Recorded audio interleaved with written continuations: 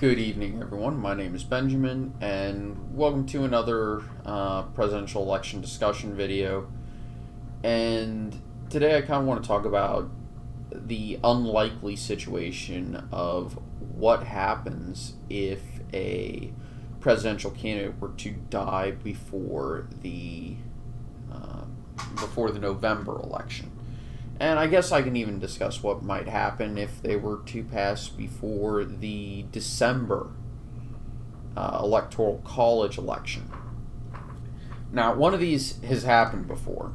The other has not. There was a president who passed away before the electoral college met, but after the November general election. And that was Horace Greeley in, I want to say it was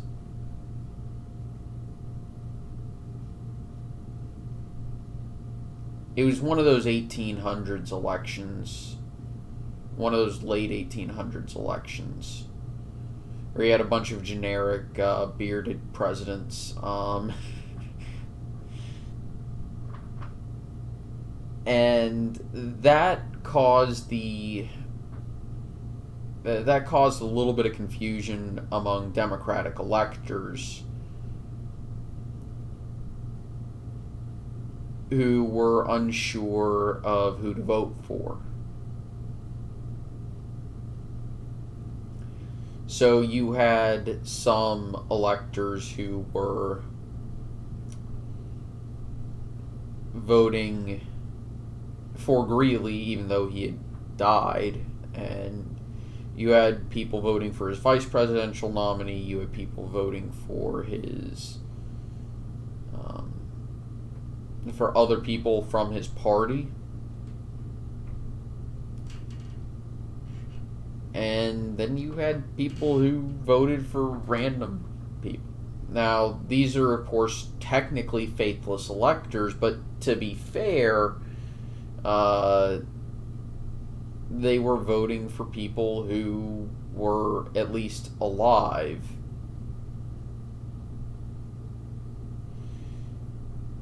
And the vast majority of faithless electors are actually from this one election in the late 1800s. So I always laugh when people say faithless electors are a problem, and then they cite the number, and I say, well, yeah, almost 70% of those came in one election when the candidate they were supposed to vote for died before the electoral college met. And then you've also got but what happens if a presidential candidate were to pass? Well, who would now be in their place? Would it just be you have one person who's going to win? Well, there are some contingency plans, and the most common one is that the party respectfully will request that their vice presidential candidate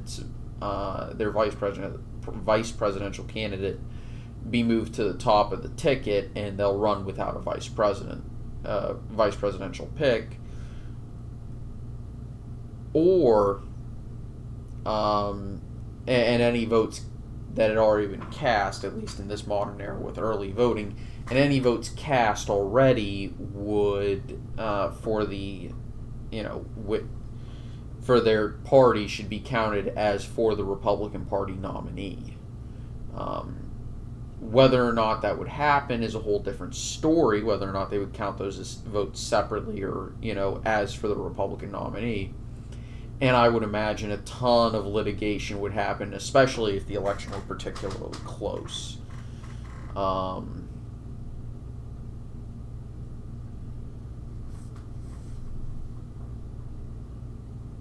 In addition, and that would probably go to the Supreme Court, and who knows what would happen there. If it's far enough out, I would imagine a lot of ballots would get reprinted and resent, and it wouldn't be that big of a deal. However, the closer it gets to Election Day, the more likely it is there's going to be a ton of lawsuits and lawyers flying around all over the place. Um, Thankfully, I don't think this is a big problem, especially with the news that went out today that Trump was being released from Walter Reed.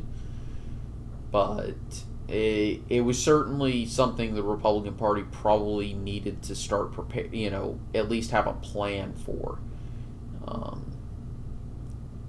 because that would have added more chaos to an already chaotic election year.